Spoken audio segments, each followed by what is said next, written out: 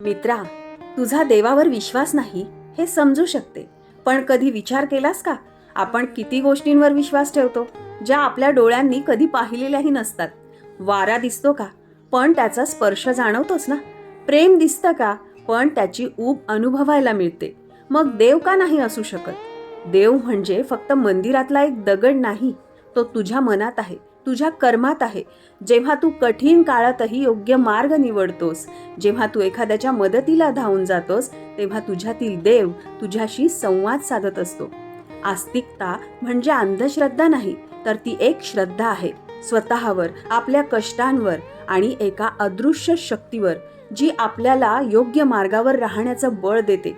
कदाचित आज तुला देव नाकारावासा वाटतोय, पण एकदा स्वतःच्या आत डोकावून बघ. संकटात असताना तूही नकळत एक आशा बाळगतोसच ना. काहीतरी चांगलं होईल हीच शक्ती, जिचं नाव आहे देव.